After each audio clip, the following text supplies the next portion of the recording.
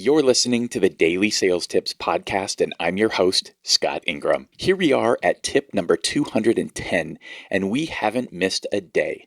I am super proud of that streak, and I'm making a few changes behind the scenes just to make it a little bit easier for my team and I to keep that streak alive. So today, I thought I'd talk just a bit about consistency, because I firmly believe that you'll be most successful at those things that you do most consistently, and I've got a positive example for you as well as a contrary example. If you hadn't already guessed, this show is the positive example.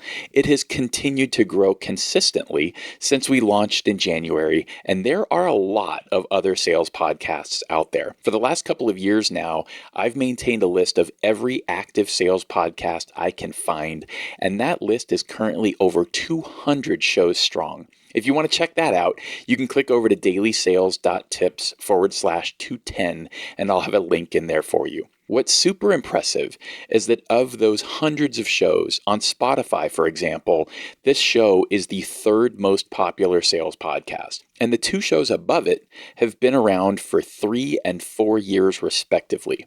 That just speaks to the power of establishing a strong pace and sticking with it no matter what.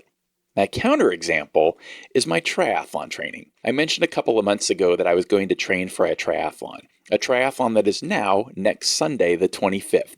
Fortunately, my wave starts at 7:46 a.m., but doing a triathlon in Texas in August is borderline stupid. When the gun goes off, I'll be looking at temperatures in the upper 70s or low 80s, and when I finish the run, it'll likely be in the upper 80s and potentially even the low 90s. Anyway, I digress. Things started off really well. My early training was very consistent and on track, but as my vacation got closer, and certainly on vacation, things started to slip. I ran one time over the course of my entire 2-week vacation. So all told, I probably did something like 75 to 80% of the training plan I had originally devised for myself.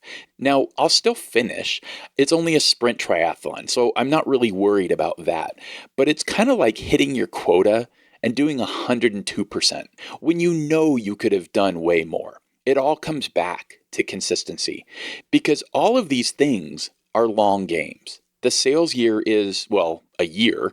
It really doesn't matter that much what you're able to do on any single day. It's about what you're able to consistently do day in and day out. If you want to go deeper into this topic, one of my favorite discussions that really challenged a lot of my own thinking happened in the interview I did with Jack Wilson in episode 57 of the Sales Success Stories podcast.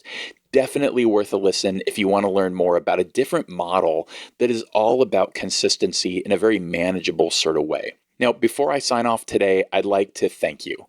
This podcast wouldn't be nearly as successful as it's been if it weren't for you listening to this right now and telling your other friends in sales about what's here for them. I mean it. Thank you. Now, make sure you come back tomorrow for another great sales tip.